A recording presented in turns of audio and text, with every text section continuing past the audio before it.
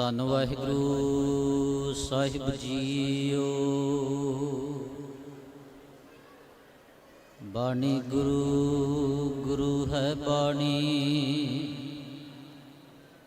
ਵਿੱਚ ਬਾਣੀ ਅੰਮ੍ਰਿਤ ਸਾਰੇ। ਗੁਰ ਬਾਣੀ ਕਹੈ ਸੇਵਕ ਜਨ ਮਾਨੈ, ਪ੍ਰਤੱਖ ਗੁਰੂ ਨਿਸਤਾਰੇ। आवहो सिख सतगुरु के प्यारे हो, गावो सच्ची बाणी, बाणी तां गावो गुरु केरी बानी। जिनको नदर कर्म होवे, ਹਿਰਦੈ ਤਿਨਾ ਸਮਾਣੀ। ਪੀਵੋ ਅੰਮ੍ਰਿਤ ਸਦਾ ਰਹੋ ਹਰ ਰੰਗ, ਜਪਿਓ ਸਾਰੰਗ ਪਾਣੀ। ਕਹੈ ਨਾਨਕ ਸਦਾ ਗਾਵੋ, ਇਹ ਸਚੀ ਬਾਣ। ਕਹੈ ਨਾਨਕ ਸਦਾ ਗਾਵੋ, ਇਹ ਸਚੀ ਬਾਣੀ। ਜੁਗੋ ਜੁਗੀ ਅਟਲ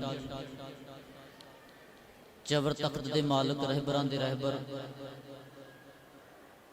ਅੰਮ੍ਰਿਤ ਕੇ ਦਾਤੇ ਸ਼ਬਦ ਗੁਰੂ ਧੰਨ ਸਤਿਗੁਰੂ ਸ੍ਰੀ ਗੁਰੂ ਗ੍ਰੰਥ ਸਾਹਿਬ ਜੀ ਮਹਾਰਾਜ, ਤਿੰਨਾਂ ਦੀ ਪਾਵਨ ਹਜ਼ੂਰੀ ਅੰਦਰ ਜੁੜ ਮਿਲ ਬੈਠੇ ਸਤਿਕਾਰਯੋਗ ਸਤਸੰਗੀ ਜਨੋ ਵਡਭਾਗੇ ਹਾਂ। ਸਤਿਗੁਰੂ ਜੀ ਦੀ ਪਵਿੱਤਰ ਗੋਦ ਅੰਦਰ ਬੈਠਣ ਦਾ ਮੁਬਾਰਕ ਸਮਾਂ ਪ੍ਰਾਪਤ ਹੋਇਆ ਹੈ, ਜਿੱਥੇ ਮੇਰੇ ਤੋਂ ਪਹਿਲਾਂ ਆਪ ਸਮੂਹ ਸੰਗਤਾਂ ਨੇ ਗੁਰੂ ਘਰ ਦੇ ਕੀਰਤਨੀਆਂ ਪਾਸੋਂ ਸਤਿਗੁਰ ਦੀ ਇਲਾਹੀ ਬਾਣੀ ਦੇ ਇਲਾਹੀ ਬਾਣੀ ਨੂੰ ਸ਼ਰਵਣ ਕਰਨ ਦਾ ਯਤਨ ਕੀਤਾ ਹੈ। ਉੱਥੇ ਕੁਝ ਕੁ ਸਮਾਂ ਅਸੀਂ ਸਤਿਗੁਰ ਦੀ ਬਾਣੀ ਦੀ ਵਿਚਾਰ ਦੇ ਨਾਲ ਜੁੜਨ ਦਾ ਯਤਨ ਕਰਨਾ ਹੈ। ਮੈਂ ਰਾਤੀ ਵੀ ਸੰਗਤ ਦੇ ਚਰਨਾਂ ਵਿੱਚ ਬੇਨਤੀ ਕੀਤੀ ਸੀ ਕਿ ਜਦੋਂ ਵੀ ਕੋਈ ਗੁਰਮਤਿ ਸਮਾਗਮ ਚੱਲਦਾ ਹੈ ਤਾਂ ਉਸ ਦੇ ਅੰਦਰ ਇਕਾਗਰਤਾ ਦਾ ਮਾਹੌਲ ਜ਼ਰੂਰ ਹੋਣਾ ਚਾਹੀਦਾ ਹੈ, ਕਿਉਂਕਿ ਕੀਰਤਨੀਆਂ ਸਿੰਘ ਕੀਰਤਨ ਕਰਕੇ ਵੀ ਚਲੇ ਗਏ ਨੇ, 3-4 ਜਥੇ ਲੱਗੇ ਨੇ, ਤੇ ਸੰਗਤ ਦੀ ਇਕਾਗਰਤਾ ਇਧਰਲੇ ਪਾਸੇ ਬੀਬੀਆਂ ਵਾਲੇ ਪਾਸੇ ਜਾਂ ਇਧਰਲੇ ਪਾਸੇ ਚਾਹ ਦਾ ਲੰਗਰ ਚੱਲ ਰਿਹਾ। ਇੰਨੀ ਉੱਚੀ ਆਵਾਜ਼ ਆ ਰਹੀ ਕਿ ਇੱਥੇ ਬੈਠਿਆਂ ਨੂੰ ਵੀ ਪਤਾ ਨਹੀਂ ਲੱਗ ਰਿਹਾ ਵੀ ਕੀ ਕੁਝ ਬੋਲਿਆ ਜਾ ਰਿਹਾ, ਕੀ ਕੁਝ ਗੁਰਬਾਣੀ ਬਾਰੇ ਕਿਹਾ ਜਾ ਰਿਹਾ। ਸੋ ਸੰਗਤ ਦੇ ਚਰਨਾਂ ਵਿੱਚ ਬੇਨਤੀ ਕਿ ਭਾਈ ਜੇ ਅਸੀਂ ਇੱਥੇ ਬੈਠ ਕੇ ਅੰਦਰ ਸੁਣਨਾ ਨਹੀਂ ਹੈ ਤਾਂ ਇਹਨੇ ਕੋਈ ਕਿਰਪਾ ਜ਼ਰੂਰ ਕਰੀਏ। ਜੇ ਗੱਲਾਂ ਹੀ ਕਰਨੀਆਂ ਤੇ ਪਾਸੇ ਬਥੇਰੀ ਜਗ੍ਹਾ ਆਲੇ ਦੁਆਲੇ ਜਾ ਕੇ ਉੱਥੇ ਕਰ ਲਈਏ। ਜਿਨ੍ਹਾਂ ਨੇ ਦੀਵਾਨ ਹਾਲ ਵਿੱਚ ਬੈਠ ਕੇ ਵੀ ਗੱਲਾਂ ਕਰਨੀਆਂ, ਸੰਗਤ ਦੇ ਚਰਨਾਂ ਵਿੱਚ ਬੇਨਤੀ ਹੈ, ਭਾਵੇਂ ਕਿ ਸਮਾਂ ਬਹੁਤ ਹੋ ਚੁੱਕਾ ਹੈ, ਜਿਨ੍ਹਾਂ ਨੇ ਗੱਲਾਂ ਕਰਨੀਆਂ ਉਹਨਾਂ ਦੇ ਚਰਨਾਂ ਵਿੱਚ ਬੇਨਤੀ ਕਿ ਜੇ ਗੱਲਾਂ ਹੀ ਕਰਨੀਆਂ ਤੇ ਆਪ ਸੰਗਤਾਂ ਨੂੰ ਬੇਨਤੀ ਕਿ ਭਾਈ ਜੇ ਉੱਠ ਕੇ ਜਾਣਾ ਚਾਹੁੰਦੇ ਹੋ ਤੇ ਚਲੇ ਜਾਓ। ਜੇ ਗੱਲਾਂ ਕਰਨੀਆਂ, ਜੇ ਗੁਰੂ ਦੀ ਗੱਲ ਨੂੰ ਸ਼ਰਵਣ ਕਰਨਾ ਤਾਂ ਆਪ ਜ਼ਰੂਰ ਇਕਾਗਰਤਾ ਦਾ ਸਬੂਤ ਦਿਓ। ਸੋ ਸੰਗਤ ਦੇ ਚਰਨਾਂ ਵਿੱਚ ਬੇਨਤੀ ਕਿ ਜੇ ਅੱਗੇ ਅੱਗੇ ਥੋੜਾ ਜਿਹਾ ਆ ਸਕਦੇ ਹੋ, ਅੱਗੇ ਕਾਫੀ ਖਾਲੀ ਜਗ੍ਹਾ, ਜਿਹੜੀਆਂ ਸੰਗਤਾਂ ਉੱਠ ਕੇ ਚਲੀਆਂ ਗਈਆਂ ਇਹ ਖਾਲੀ ਸਥਾਨਾਂ ਨੂੰ ਅਸੀਂ ਭਰ ਦਈਏ। ਸੰਗਤ ਦੇ ਚਰਨਾਂ ਵਿੱਚ ਬੇਨਤੀ ਤਾਂ ਕਿ ਥੋੜਾ ਜਿਹਾ ਮਾਹੌਲ ਬਣ ਸਕੇ।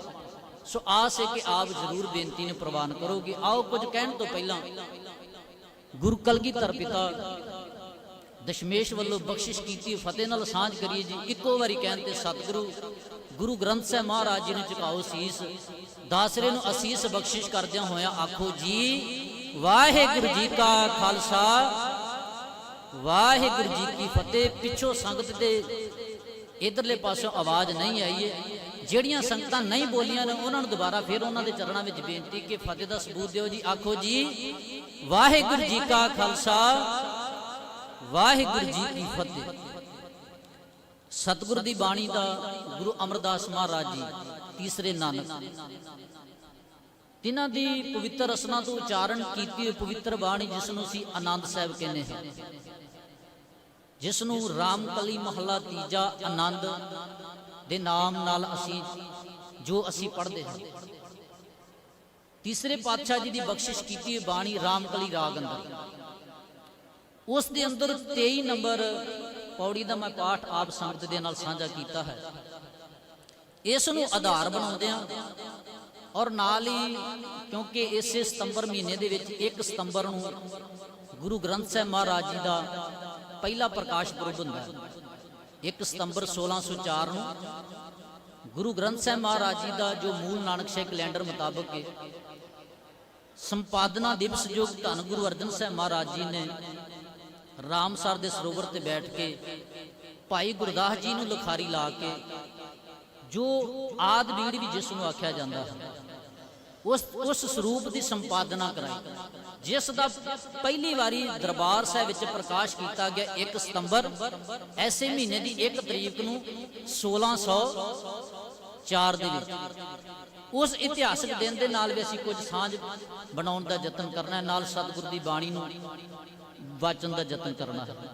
ਧੰਨ ਗੁਰੂ ਅਮਰਦਾਸ ਮਹਾਰਾਜ ਜੀ ਨੇ ਪਵਿੱਤਰ ਬਖਸ਼ਿਸ਼ ਕਰਦਿਆਂ ਬਚਨ ਆਖੇ ਨੇ, ਆਵੋ ਸਿੱਖ ਸਤਿਗੁਰੂ ਕੇ ਪਿਆਰਿਓ ਗਾਵੋ ਸੱਚੀ ਬਾਣੀ। ਗੁਰੂ ਨੇ ਆਵਾਜ਼ ਮਾਰ ਕੇ ਆਖਿਆ, ਆਵੋ ਸਿੱਖ ਸਤਿਗੁਰੂ ਕੇ ਪਿਆਰਿਓ, ਇਹ ਸਤਿਗੁਰ ਦੇ ਪਿਆਰੇ ਸਿੱਖੋ, ਕੀ ਕਰੋ? ਗੱਲਾਂ ਕਰੋ ਜੀ, ਕੀ ਕਰੋ ਜੀ? ਇੱਧਰ ਉੱਧਰ ਘੁੰਮ ਕੇ ਚਲੇ ਜਾਓ ਜੀ? ਨਹੀਂ, ਗੁਰੂ ਨੇ ਕੀ ਆਖਿਆ ਜੀ? ਸਤਿਗੁਰੂ ਗੁਰੂ ਅਮਰਦਾਸ ਮਹਾਰਾਜ ਗੁਰਤਾ ਗੱਦੀ ਦੇ ਸੁਭਾਏਮਾਨ ਨੇ, ਤੇ ਸਿੱਖਾਂ ਨੂੰ ਇਹ ਨਹੀਂ ਆਖਿਆ ਮੇਰੇ ਆਣ ਕੇ ਚਰਨ ਘੁੱਟੋ। ਸਿੱਖਾਂ ਨੂੰ ਇਹ ਨਹੀਂ ਆਖਿਆ। ਕੀ ਬਚਨ ਆਖ ਰਹੇ ਨੇ? ਆਵੋ ਸਿੱਖ ਸਤਿਗੁਰੂ ਕੇ ਪਿਆਰਿਓ, ਤੇ ਕੀ ਕਰੋ? ਗਾਵੋ ਸੱਚੀ ਬਾਣੀ। ਆਓ ਤੇ ਕੀ ਕਰੋ? ਗੁਰੂ ਦੀ ਸੱਚੀ ਬਾਣੀ ਨੂੰ ਗਾਉਣ ਦਾ ਯਤਨ ਕਰੋ। ਗੁਰੂ ਦੀ ਸੱਚੀ ਬਾਣੀ, ਆਵੋ ਸਿੱਖ ਸਤਿਗੁਰੂ ਕੇ ਪਿਆਰਿਓ ਗਾਵੋ ਸੱਚੀ ਬਾਣੀ। ਤੇ ਅਗਲੇ ਬਚਨ ਆਖੇ, ਬਾਣੀ ਤਾਂ ਗਾਵੋ ਗੁਰੂ ਕੇਰੀ, ਕੇਰੀ ਦਾ ਭਾਵ ਗੁਰੂ ਦੀ ਬਾਣੀ, ਗੁਰੂ ਦੀ ਗਾਓ। ਬਾਣੀ ਤਾਂ ਗਾਵੋ ਗੁਰੂ ਕੇਰੀ, ਬਾਣੀਆਂ ਸਿਰ ਬਾਣੀ, ਜਿਹੜੀਆਂ ਬਾਣੀਆਂ ਦੇ ਸਿਰ ਬਾਣੀ, ਭਾਵ ਸਭ ਤੋਂ ਸ੍ਰੇਸ਼ਟ ਬਾਣੀ, ਆਲਾ ਦਰਜੇ ਦੀ ਜਿਹੜੀ ਬਾਣੀ ਹੈ, ਗੁਰੂ ਅਮਰਦਾਸ ਮਹਾਰਾਜ ਕਹਿਣ ਲੱਗੇ, ਆਵੋ ਸਿੱਖੋ ਉਸ ਬਾਣੀ ਨੂੰ ਗਾਓ। ਇਹ ਬਾਣੀ ਨੂੰ ਗਾਉਣ ਦੀ ਤਕੀਦ ਆਖੀ। ਤੁਸੀਂ ਇਤਿਹਾਸ ਦੇ ਪਿੱਛੇ ਜਾਣਾ ਸ਼ੁਰੂ ਕਰੋ। ਗੁਰੂ ਨਾਨਕ ਸਾਹਿਬ ਮਹਾਰਾਜ ਜੀ ਦਾ ਜੀਵਨ ਕਾਲ ਚੱਲ ਰਿਹਾ। ਮੈਂ ਗੱਲ ਸੰਪਾਦਨਾ ਦੀ ਕਰਨੀ ਧੰਨ ਗੁਰੂ ਗ੍ਰੰਥ ਸਾਹਿਬ ਮਹਾਰਾਜ ਜੀ।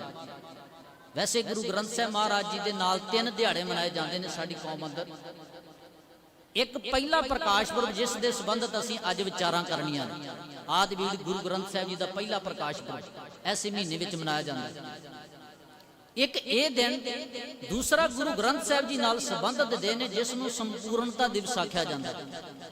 ਗੁਰੂ ਗ੍ਰੰਥ ਸਾਹਿਬ ਜੀ ਦਾ ਸੰਪੂਰਨਤਾ ਦਿਵਸ ਜਿਹੜਾ 30 ਅਗਸਤ ਨੂੰ ਆਉਂਦਾ ਹੈ, ਜਿਹੜਾ ਪਿਛਲਾ ਮਹੀਨਾ ਟੱਪਿਆ, ਉਹ ਦਿਨ ਹੈ ਜਿਸ ਦਿਨ ਗੁਰੂ ਗੋਬਿੰਦ ਸਿੰਘ ਮਹਾਰਾਜ ਜੀ ਨੇ ਭਾਈ ਮਣੀ ਸਿੰਘ ਵਰਗੇ ਲਿਖਾਰੀਆਂ ਨੂੰ ਲਾ ਕੇ ਜਦੋਂ ਜਿਹੜੀ ਆਦ ਬੀੜ ਸੀ ਉਹ ਸਮੁੱਚੀ ਬਾਣੀ ਨੂੰ ਔਰ ਇੱਕ ਥਾਂ ਤੇ ਕੇਂਦਰਿਤ ਕੀਤਾ ਗੁਰੂ ਅਰਜਨ ਸਾਹਿਬ ਮਹਾਰਾਜ ਨੇ ਕੀਤਾ ਸੀ। ਗੁਰੂ ਗੋਬਿੰਦ ਸਿੰਘ ਮਹਾਰਾਜ ਜੀ ਨੇ ਭਾਈ ਮਣੀ ਸਿੰਘ ਨੂੰ ਲਿਖਾਰੀ ਲਾ ਕੇ ਦਮਦਮੇ ਦੀ ਧਰਤੀ ਤੇ ਉੱਥੇ ਭਾਈ ਮਣੀ ਸਿੰਘ ਲਿਖਾਰੀ ਲਾ ਕੇ ਤੇ ਸਾਰੀ ਬਾਣੀ ਦਰਜ ਕੀਤੀ, ਤੇ ਨਾਲ ਜਿਹੜੀ ਬਾਣੀ ਗੁਰੂ ਤੇਗ ਬਹਾਦਰ ਮਹਾਰਾਜ ਜੀ ਦੇ ਸ਼ਲੋਕ ਸੀ 57 ਸ਼ਲੋਕ, 59 ਸ਼ਬਦ ਗੁਰੂ ਤੇਗ ਬਹਾਦਰ ਮਹਾਰਾਜ ਜੀ ਦੇ, ਇਹ ਸਾਰੇ ਦਰਜ ਕੀਤੇ ਗੁਰੂ ਗੋਬਿੰਦ ਸਿੰਘ ਮਹਾਰਾਜ ਨੇ ਦਮਦਮਾ ਸਾਹਿਬ ਦੀ ਧਰਤੀ ਤੇ। ਉਸ ਨੂੰ ਸੰਪੂਰਨਤਾ ਦਿਵਸ ਆਖਿਆ ਜਾਂਦਾ ਹੈ ਕਿ ਗੁਰੂ ਗ੍ਰੰਥ ਸਾਹਿਬ ਮਹਾਰਾਜ ਦੀ ਸੰਪੂਰਨਤਾ ਕਰ ਦਿੱਤੀ ਗਈ ਵੀ ਇਹਦੇ ਵਿੱਚ ਹੁਣ ਬਾਅਦ ਘਾਟ ਨਹੀਂ ਹੋ ਸਕਦੀ। ਗੁਰੂ ਗ੍ਰੰਥ ਸਾਹਿਬ ਭਾਵੇਂ ਜਿਹੜਾ ਗੁਰੂ ਗ੍ਰੰਥ ਸਾਹਿਬ ਜਿਸ ਨੂੰ ਅਸੀਂ ਅੱਜ ਨਤਮਸਤਕ ਹੁੰਦੇ ਹਾਂ, ਸਿਰ ਝੁਕਾਉਂਦੇ ਹਾਂ, ਇਹ ਗੁਰੂ ਗੋਬਿੰਦ ਸਿੰਘ ਮਹਾਰਾਜ ਜੀ ਨੇ ਦਮਦਮਾ ਸਾਹਿਬ ਦੀ ਧਰਤੀ ਤੇ ਇਹਨੂੰ ਸੰਪੂਰਨਤਾ ਦਿਵਸ ਆਖਿਆ ਜਾਂਦਾ, ਜਿਹੜੀ ਬਾਣੀ ਗੁਰੂ ਤੇਗ ਬਹਾਦਰ ਮਹਾਰਾਜ ਜੀ ਦੇ ਵਿੱਚ ਦਰਜ ਕਰਵਾਈ। ਤੇ ਇੱਕ ਦਿਨ ਜਿਹੜਾ ਹਜੂਰ ਸਾਹਿਬ ਦੀ ਧਰਤੀ ਤੇ ਗੁਰੂ ਗੋਬਿੰਦ ਸਿੰਘ ਮਹਾਰਾਜ ਜੀ ਨੇ, ਜਿਹੜਾ ਅਸੀਂ ਦੋਹਰੇ ਦੇ ਅੰਦਰ ਬੋਲ ਪੜਦੇ ਹਾਂ, ਆਗਿਆ ਭਾਈ ਅਕਾਲ ਕੀ ਤਬੀ ਚਲਾਇਓ ਪੰਥ, ਸਭ ਸਿੱਖਣ ਕੋ ਹੁਕਮ ਗੁਰੂ ਮਾਨਿਓ ਗ੍ਰੰਥ। ਜਦੋਂ ਸਾਨੂੰ ਕਹਿ ਦਿੱਤਾ ਵੀ ਅੱਜ ਤੋਂ ਸਿੱਖਾ ਠੀਕ ਹੈ, ਪਹਿਲਾਂ ਸਰੀਰ ਅਗਵਾਈ ਕਰਦੇ ਰਹੇ ਨੇ, ਦਸਾਂ ਸਰੀਰਾਂ ਅੰਦਰ ਸਤਿਗੁਰ ਦੀ ਜੋਤ ਵਰਤੀ। ਔਰ ਉਸ ਤੋਂ ਬਾਅਦ ਸਤਿਗੁਰੂ ਗੁਰੂ ਗੋਬਿੰਦ ਸਿੰਘ ਮਹਾਰਾਜ ਜੀ ਨੇ ਆਪਣਾ ਸਿਰ ਗੁਰੂ ਗ੍ਰੰਥ ਸਾਹਿਬ ਅੱਗੇ ਝੁਕਾਇਆ ਤੇ ਸਾਨੂੰ ਹੁਕਮ ਲਾ ਦਿੱਤਾ। ਕੀ ਹੁਕਮ ਲਾਇਆ? ਵੀ ਆਗਿਆ ਭਈ ਅਕਾਲ, ਇਹ ਆਗਿਆ ਅਕਾਲ ਦੀ ਹੈ। ਤभी ਚਲਾਇਓ ਪੰਥ, ਤਾਂ ਪੰਥ ਚੱਲੇਗਾ। ਸਭ ਸਿੱਖਣ ਕੋ ਹੁਕਮ ਹੈ, ਗੁਰੂ ਮਾਨਿਓ ਗ੍ਰੰਥ। ਗੁਰੂ ਗ੍ਰੰਥ ਨੂੰ ਗੁਰੂ ਮੰਨਣਾ। ਅੱਜ ਤੋਂ ਸਰੀਰ ਕੋਈ ਗੁਰੂ ਨਹੀਂ। ਸਰੀਰਾਂ ਵਿੱਚ ਰਹਿੰਦੇ ਵੀ ਸਤਿਗੁਰ ਨੇ ਆਪਣੇ ਸਰੀਰ ਦੀ ਪੂਜਾ ਨਹੀਂ ਕਰਾਈ। ਮੈਂ ਸ਼ੁਰੂ ਵਿੱਚ ਜਾਣਾ ਸੀ ਕਿ ਸਤਿਗੁਰੂ ਗੁਰੂ ਨਾਨਕ ਸਾਹਿਬ ਮਹਾਰਾਜ ਨੂੰ ਜਦੋਂ ਸਿੱਧਾਂ ਜੋਗੀਆਂ ਨਾਲ ਵਿਚਾਰ ਚਰਚਾ ਹੁੰਦੀ ਹੈ, ਗੁਰੂ ਗ੍ਰੰਥ ਸਾਹਿਬ ਮਹਾਰਾਜ ਜੀ ਦੀ ਪਵਿੱਤਰ ਗੁਰਬਾਣੀ ਸਿੱਧ ਗੋਸ਼ਟ, ਜਿਹੜੇ ਸਿੱਧਾਂ ਦੇ ਨਾਲ ਵਿਚਾਰ ਚਰਚਾ, ਉਸ ਬਾਣੀ ਦੇ ਅੰਦਰ ਸਿੱਧਾਂ ਨੇ ਸਵਾਲ ਕੀਤਾ ਗੁਰੂ ਨਾਨਕ ਸਾਹਿਬ ਮਹਾਰਾਜ ਜੀ ਨੂੰ, ਕਵਣ ਮੂਲ ਕਵਣ ਮਤ ਮੇਲਾ, ਤੇਰਾ ਕਵਣ ਗੁਰੂ ਜਿਸਕਾ ਤੂੰ ਚੇਲਾ। ਵੀ ਤੇਰਾ ਗੁਰੂ ਕੌਣ ਹੈ? ਗੁਰੂ ਨਾਨਕ ਸਾਹਿਬ ਮਹਾਰਾਜ ਨੂੰ ਸਵਾਲ ਕੀਤਾ ਜਾ ਰਿਹਾ, ਮਹਾਰਾਜ ਵੀ ਤੁਹਾਡਾ ਗੁਰੂ ਕੌਣ ਹੈ, ਕਿਹੜੀ ਮੱਤ ਲੈਣ ਦਾ ਵੇਲਾ ਹੈ? ਤੇ ਸਤਿਗੁਰ ਨੇ ਉੱਥੇ ਜਵਾਬ ਦਿੱਤਾ ਸੀ, ਜਿਹੜਾ ਸਿੱਧ ਗੋਸ਼ਟ ਬਾਣੀ ਅੰਦਰ ਸਵਾਲਾਂ ਜਵਾਬਾਂ ਦੇ ਅੰਦਰ ਸਤਿਗੁਰ ਨੇ ਬਚਨ ਆਖੇ, ਪਵਨ ਆਰੰਭ। ਇਸ ਜ਼ਿੰਦਗੀ ਦਾ ਆਰੰਭ ਪਵਨ ਸਵਾਸਾਂ ਤੋਂ ਹੁੰਦਾ ਹੈ। ਜਦੋਂ ਬੱਚਾ ਜਨਮਦਾ ਹੈ ਨਾ, ਤੇ ਨਾਮ ਉਹਦਾ ਨਾਮਕਰਨ ਉਸ ਬੱਚੇ ਦਾ ਕੀਤਾ ਜਾਂਦਾ, ਨਾਮ ਉਸ ਦਾ ਰੱਖਿਆ ਜਾਂਦਾ ਜਿਹਦੇ ਸਾਹ ਚੱਲਦੇ ਹੋ। ਜਿੰਦੇ ਸਾਹ ਨਹੀਂ ਚੱਲਦੇ ਤੇ ਕੋਈ ਨਾਮ ਨਹੀਂ ਰੱਖਦਾ। ਅੱਜ ਸਾਨੂੰ ਕੋਈ ਫਲਾਣਾ ਸਿੰਘ ਕਹਿੰਦਾ, ਕੋਈ ਫਲਾਣਾ ਸਿੰਘ, ਫਲਾਣਾ ਕੌਰ, ਮਤਲਬ ਫਲਾਣੀ ਕੌਰ, ਮਤਲਬ ਇਹ ਨਾਂ ਕਿਉਂ ਪਏ ਨੇ? ਕਿਉਂਕਿ ਸਾਡੇ ਸਾਹ ਚੱਲਦੇ, ਸਾਹ ਚੱਲਦੇ। ਜੀਵਨ ਦਾ ਮੂਲ ਆਰੰਭ ਕੀ ਹੈ? ਸਤਿਗੁਰ ਕਹਿਣ ਲੱਗੇ ਪਵਨ ਆਰੰਭ। ਜੀਵਨ ਦਾ ਆਰੰਭ ਸਾਹ ਨੇ, ਹਵਾ ਹੈ, ਪਵਨ ਤੋਂ। ਤੇ ਸਤਿਗੁਰ ਮੱਤ ਵੇਲਾ, ਗੁਰੂ ਦੀ ਮੱਤ ਲੈਣ ਦਾ ਵੇਲਾ ਹੈ। ਕਿਸ ਦੀ ਮੱਤ ਲੈਣ ਦਾ ਵੇਲਾ ਹੈ? ਗੁਰੂ ਦੀ ਮੱਤ ਲੈਣ ਦਾ ਵੇਲਾ ਹੈ। ਤੇ ਕਹਿਣ ਲੱਗੇ ਸ਼ਬਦ ਗੁਰੂ ਸੁਰਤ ਧੁਨ ਚੇਲਾ। ਮੇਰਾ ਗੁਰੂ ਕੌਣ ਹੈ? ਗੁਰੂ ਨਾਨਕ ਸਾਹਿਬ ਮਹਾਰਾਜ ਨੇ ਜਵਾਬ ਦਿੱਤਾ, ਮੇਰਾ ਗੁਰੂ ਹੈ ਸ਼ਬਦ। ਮੇਰਾ ਗੁਰੂ ਸ਼ਬਦ ਹੈ। ਰੱਬ ਜੀ ਦਾ ਗਿਆਨ ਮੇਰਾ ਗੁਰੂ ਹੈ, ਸ਼ਬਦ ਗੁਰੂ ਹੈ ਮੇਰਾ। ਸਤਿਗੁਰੂ ਜੀ ਕਹਿਣ ਲੱਗੇ ਸ਼ਬਦ ਗੁਰੂ ਸੁਰਤ ਧੁਨ ਚੇਲਾ। ਤੇ ਚੇਲਾ ਵੀ ਸਰੀਰ ਨੂੰ ਨਹੀਂ ਆਖਿਆ। ਜੇ ਸਰੀਰ ਨੂੰ ਗੁਰੂ ਨਹੀਂ ਨਾ ਆਖਿਆ ਗੁਰੂ ਨਾਨਕ ਸਾਹਿਬ ਮਹਾਰਾਜ ਨੇ, ਤੇ ਇਹ ਵੀ ਨਹੀਂ ਆਖਿਆ ਸਰੀਰ ਕੱਲਾ ਜਿਹੜਾ ਵੀ ਉਹ ਚੇਲਾ ਵੀ ਨਹੀਂ ਹੁੰਦਾ। ਉੱਥੇ ਆਖਿਆ ਸੁਰਤ ਧੁਨ ਚੇਲਾ। ਜਿਹੜੀ ਸੁਰਤੀ ਗੁਰੂ ਨਾਲ ਜੁੜੀ ਉਹਨੂੰ ਕਹਿ ਦਿੱਤਾ ਵੀ ਉਹ ਚੇਲਾ ਹੈ। ਇਹ ਤਾਂ ਚੇਲੇ ਮੁਰੀਦ ਬਣ ਕੇ ਤੇ ਇੱਥੇ ਵੀ ਕਈ ਆਏ ਹੋਣਗੇ, ਪਰ ਜਿਨ੍ਹਾਂ ਦੀ ਸੁਰਤੀ ਨਹੀਂ ਜੁੜਦੀ, ਜਿਹੜੇ ਇਧਰ ਉਧਰ ਗੱਲਾਂ ਕਰਕੇ ਚਲੇ ਜਾਂਦੇ, ਸੁਰਤ ਗੁਰੂ ਵਾਲੇ ਪਾਸੇ, ਸ਼ਬਦ ਵਾਲੇ ਪਾਸੇ ਹੁੰਦੀ ਨਹੀਂ। ਗੁਰੂ ਉਹਨਾਂ ਨੂੰ ਚੇਲੇ ਵੀ ਪ੍ਰਵਾਹ ਨਹੀਂ ਕਰਦਾ, ਉਹਨਾਂ ਨੂੰ ਪ੍ਰਵਾਹ ਨਹੀਂ ਕਰਦਾ। ਸਤਿਗੁਰ ਨੇ ਆਖਿਆ ਵੀ ਸ਼ਬਦ ਗੁਰੂ ਸੁਰਤ ਧੁਨ ਚੇਲਾ। ਚੇਲਾ ਕੀ ਆ? ਸ਼ਬਦ ਨਾਲ ਜੁੜੀ ਜਿਹੜੀ ਸੁਰਤੀ ਹੈ। ਜੇ ਸਾਡੀ ਸੁਰਤ ਗੁਰੂ ਦੇ ਸ਼ਬਦ ਨਾਲ ਜੁੜ ਜਾਂਦੀ ਹੈ, ਭਾਵੇਂ ਕੀਰਤਨ ਅਸੀਂ ਸੁਣ ਰਹੇ, ਭਾਵੇਂ ਵਿਚਾਰਾਂ ਸੁਣ ਰਹੇ, ਭਾਵੇਂ ਬਾਣੀ ਸੁਣ ਰਹੇ ਹਾਂ, ਤੇ ਸਮਝ ਲਓ ਅਸੀਂ ਗੁਰੂ ਦੇ ਚੇਲੇ ਹਾਂ, ਅਸੀਂ ਗੁਰੂ ਦੇ ਮਰੀਦ ਹਾਂ। ਮਾਫ ਕਰਨਾ, ਮੈਂ ਭਾਵੇਂ ਕਥਾ ਕਰਦਾ, ਮੇਰੀ ਜੇ ਸੁਰਤ ਗੁਰੂ ਨਾਲ ਨਹੀਂ ਜੁੜੀ ਤਾਂ ਮੈਂ ਕੋਈ ਗੁਰੂ ਦਾ ਮਰੀਦ ਨਹੀਂ ਹੈਗਾ, ਕੋਈ ਚੇਲਾ ਨਹੀਂ ਹੈ। ਗੱਲ ਸੁਰਤ ਦੀ ਗੁਰੂ ਨੇ ਕੀਤੀ ਹੈ, ਸ਼ਬਦ ਦੀ ਕੀਤੀ। ਔਰ ਇਹ ਗੁਰੂ ਨਾਨਕ ਸਾਹਿਬ ਮਹਾਰਾਜ ਜੀ ਨੇ ਆਰੰਭ ਜੀਵਨ ਕਾਲ ਦੇ ਦੌਰਾਨ ਕਹਿ ਦਿੱਤਾ ਮੇਰਾ ਸ਼ਬਦ ਗੁਰੂ ਹੈ। ਤੇ ਸਾਨੂੰ ਸ਼ਬਦ ਦੇ ਨਾਲ ਜੋੜਨਾ ਸੀ, ਤੇ ਇਹ ਜੀਵਨ ਅੱਗੇ ਚੱਲਦਾ ਜਾਂਦਾ। ਸਾਰੇ ਗੁਰੂ ਸਾਹਿਬਾਨਾਂ ਨੇ, ਗੁਰੂ ਅੰਗਦ ਸਾਹਿਬ ਮਹਾਰਾਜ ਜੀ ਦਾ ਸਮਾਂ ਆਉਂਦਾ, ਕਥਾ ਕਹਾਣੀ, ਬੇਦੀਆਣੀ, ਪਾਪ ਪੁੰਨ ਵਿਚਾਰ, ਉੱਥੇ ਉਹਨਾਂ ਨੇ ਸਤਿਗੁਰ ਦੀ ਬਾਣੀ ਬਾਬਤ ਵੀ ਬਚਨ ਸਾਂਝੇ ਕੀਤੇ ਆ ਵੀ ਗਿਆਨ ਧਿਆਨ ਵਿੱਚ ਆਈ। ਸਤਿਗੁਰ ਦੀ ਬਾਣੀ ਬਾਬਤ ਗੁਰੂ ਅੰਗਦ ਸਾਹਿਬ ਮਹਾਰਾਜ ਨੇ ਵੀ ਕਥਨ ਕੀਤਾ। ਇਸੇ ਤਰ੍ਹਾਂ ਗੁਰੂ ਅਮਰਦਾਸ ਮਹਾਰਾਜ ਜੀ ਦਾ ਪਵਿੱਤਰ ਬਚਨ ਮੈਂ ਆਪ ਨਾਲ ਸਾਂਝੇ ਕਰ ਰਿਹਾ। ਆਵੋ ਸਿੱਖ ਸਤਿਗੁਰ ਕੇ ਪਿਆਰਿਓ, ਗਾਵੋ ਸੱਚੀ ਬਾਣੀ। ਰਹਿੰਦੇ ਸਰੀਰ ਦੇ ਵਿੱਚ ਨੇ, ਤੇ ਸਾਨੂੰ ਕੀ ਕਹਿ ਰਹੇ ਨੇ? ਬਾਣੀ ਦੇ ਨਾਲ ਜੁੜੋ, ਸ਼ਬਦ ਦੇ ਨਾਲ ਜੁੜੋ।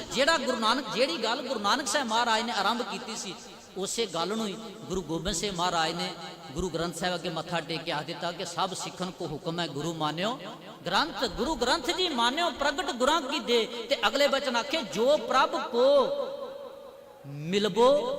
ਇੱਥੇ ਅਸੀਂ ਕਈ ਵਾਰੀ ਸਹੀ ਨਹੀਂ ਬੋਲਦੇ ਆ। ਜੋ ਪ੍ਰਭ ਕੋ, ਜਿਹੜਾ ਰੱਬ ਨੂੰ ਮਿਲਬੋ ਚਾਹੇ, ਜਿਹੜਾ ਮਿਲਣਾ ਚਾਹੁੰਦਾ ਹੈ। ਜੋ ਪ੍ਰਭ ਕੋ ਮਿਲਬੋ ਚਾਹੇ, ਜਿਹੜਾ ਰੱਬ ਨੂੰ ਮਿਲਣਾ ਚਾਹੁੰਦਾ ਹੈ। ਤੇ ਗੁਰੂ ਸਾਹਿਬ ਨੇ ਆਖਿਆ ਕੀ ਕਰੇ?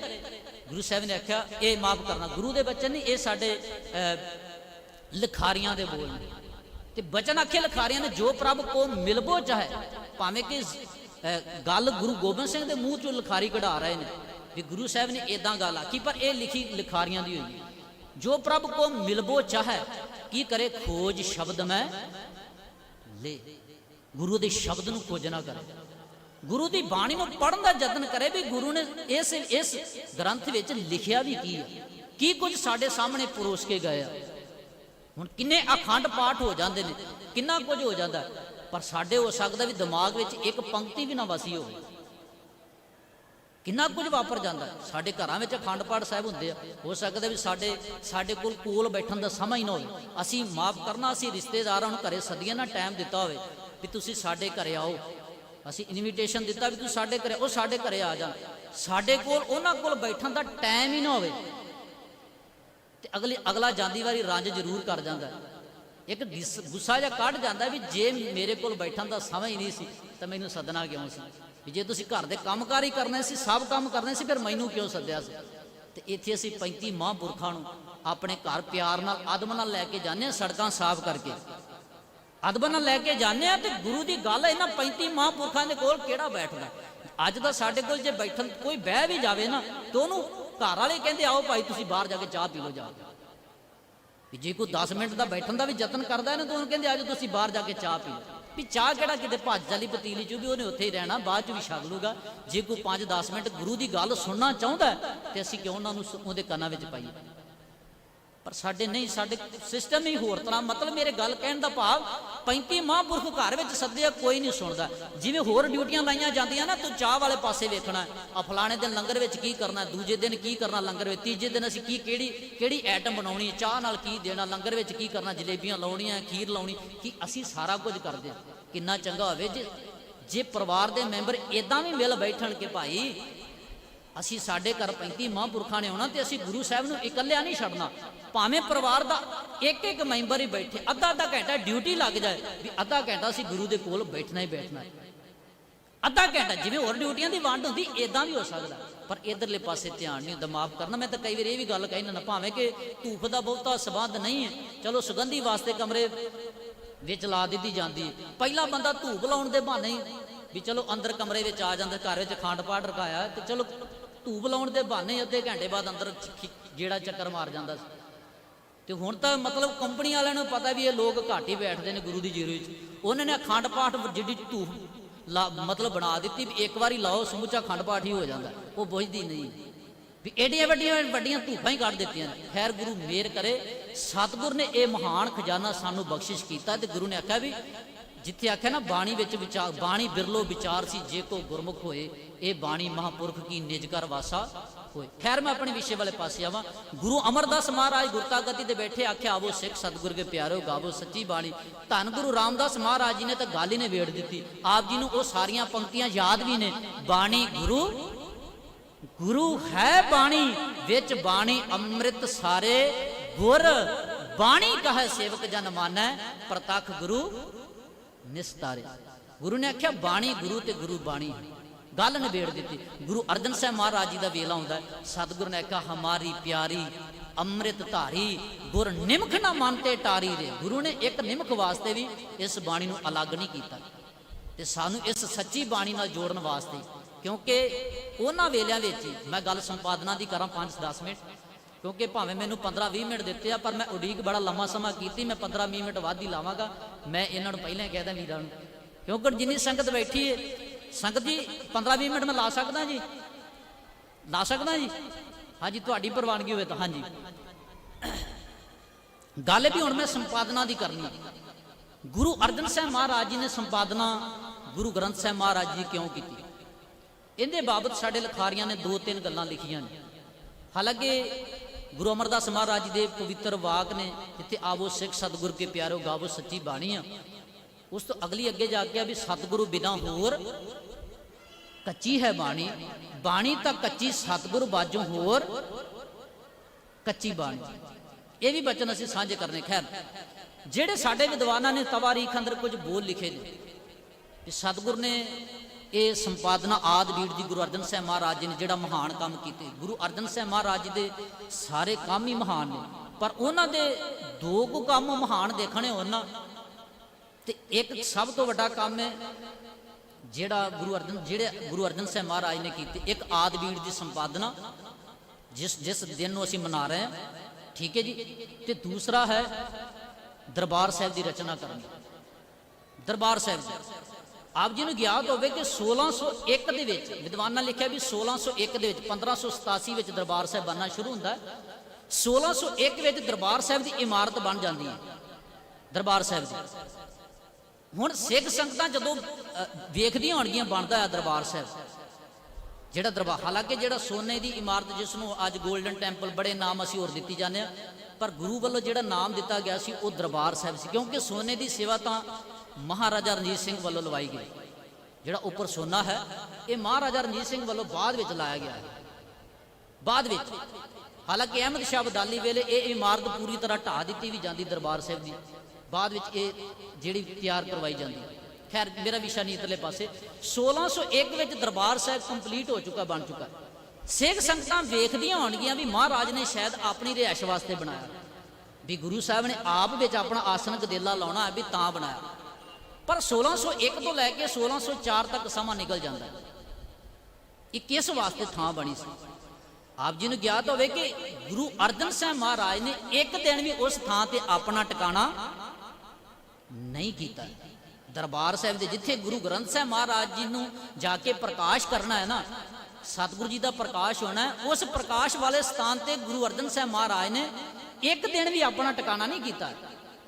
ਉਹ ਕਿਸ ਵਾਸਤੇ ਸੀ? ਇਸ ਆਦਿ ਬੀੜ ਧੰਨ ਗੁਰੂ ਗ੍ਰੰਥ ਸਾਹਿਬ ਮਹਾਰਾਜ ਜੀ ਦੇ ਸਤਿਕਾਰ ਵਾਸਤੇ ਉਹ ਅਸਥਾਨ ਤਿਆਰ ਹੋ ਰਿਹਾ ਸੀ। 1601 ਵਿੱਚ ਤਿਆਰ ਹੋ ਜਾਂਦਾ, 2-3 ਸਾਲ ਦਾ ਵਕਬਾ ਨਿਕਲਦਾ। 1604 ਵਿੱਚ ਗੁਰੂ ਅਰਜਨ ਸਾਹਿਬ ਮਹਾਰਾਜ ਜੀ ਆਦਿ ਬੀੜ ਦੀ ਸੰਪਾਦਨਾ ਕਰਾਉਂਦੇ। ਇਹਦੇ ਪਿੱਛੇ ਕਾਰਨ ਜਿਹੜੇ ਵਿਦਵਾਨਾਂ ਨੇ ਲਿਖੇ, ਇੱਕ ਤਾਂ ਦੇ ਵਿਦਵਾਨਾਂ ਨੇ ਮਹਿਮਾ ਪ੍ਰਕਾਸ਼ ਚੰਦਰ ਸਰੂਪ ਦਾਸ ਭੱਲਾ ਨੇ ਬੋਲ ਲਿਖੇ ਨੇ। ਉਹ ਕਹਿੰਦੇ ਕਿ ਗੁਰੂ ਅਰਜਨ ਸਾਹਿਬ ਮਹਾਰਾਜ ਜੀ ਵੇਲੇ ਸਿੱਖੀ ਦਾ ਪ੍ਰਚਾਰ ਬੜਾ ਦੂਰ ਦਰਾਡੇ ਤੱਕ ਹੋ ਚੁੱਕਾ। ਅਸੀਂ ਗੁਰੂ ਨਾਨਕ ਸਾਹਿਬ ਮਹਾਰਾਜ ਜੀ ਜਦੋਂ ਸਿੱਖਾਂ ਦੀ ਬਾਤ ਪੜ੍ਹਦੇ ਹਾਂ ਨਾ, ਤੇ 2-3 ਕਰੋੜ ਗੁਰੂ ਨਾਨਕ ਸਾਹਿਬ ਮਹਾਰਾਜ ਜੀ ਨੇ ਸਿੱਖ ਸਜਾਏ ਨੇ। ਜਦੋਂ ਤਵਾਰੀਖ ਅੰਦਰ ਗੁਰੂ ਨਾਨਕ ਸਾਹਿਬ ਮਹਾਰਾਜ ਜੀ ਦਾ ਜੀਵਨ ਪੜ੍ਹਦੇ ਆ ਨਾ, ਤੇ 2-3 ਕਰੋੜ ਦੇ ਕਰੀਬ ਸਤਿਗੁਰੂ ਗੁਰੂ ਨਾਨਕ ਸਾਹਿਬ ਨੇ ਆਪਣੇ ਮਰੀਦ ਸਿੱਖ ਬਣਾਏ ਨੇ।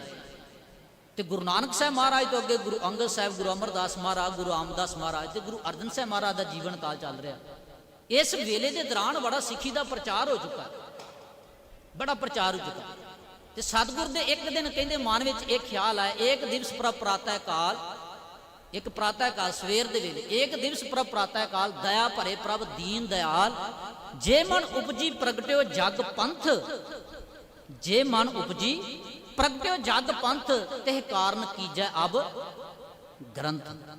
ਵੀ ਜਿਹੜਾ ਪੰਥ ਗੁਰੂ ਨਾਨਕ ਸਾਹਿਬ ਮਹਾਰਾਜ ਦਾ ਚਲਾਇਆ, ਜਿਹਨੂੰ ਭਾਈ ਗੁਰਦਾਸ ਜੀ ਨੇ ਆਖਿਆ ਮਾਰਿਆ ਸਿੱਕਾ ਜਗਤ ਵਿੱਚ ਨਾਨਕ ਨਿਰਮਲ ਪੰਥ ਚਲਾਇਆ, ਉਸ ਨਿਰਮਲ ਪੰਥ ਨੂੰ ਜਿਹੜਾ ਉਸ ਪੰਥ ਨੂੰ ਅੱਗੇ ਤੋਰਨ ਵਾਸਤੇ, ਕਿਉਂਕਿ 3 ਗੱਲਾਂ ਹੁੰਦੀਆਂ ਕਿਸ ਇੱਕ ਵਿਦਵਾਨ ਨੇ ਬੋਲ ਲਿਖੇ ਨੇ ਕਿਸੇ ਕੌਮ ਨੂੰ ਚਲਾਉਣ ਵਾਸਤੇ। ਉਹ ਕਹਿੰਦਾ ਅਹਿਲੇ ਕਲਾਮ, ਅਹਿਲੇ ਮੁਕਾਮ ਤੇ ਅਹਿਲੇ ਨਿਜ਼ਾਮ।